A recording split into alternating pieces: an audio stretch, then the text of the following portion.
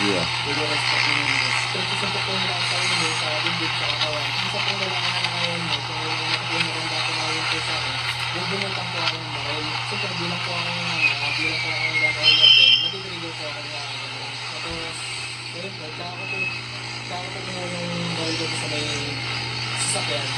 At bigla po sumugod pa sa akin yung matanda. Tapos yun, doon ko na po siya na ayaw mga kapatid. Wala po pero yung baril ko. Apat ang tinamaan ng putok ng baril ng suspect. Ang suspect ay Gustavo na Ginigit kita ako na tumunti. Ano no, Fortuner? Ginigit kita ko? Oo, ayan o. Biniliran ako. Ang abot sa labing gusto ng bala.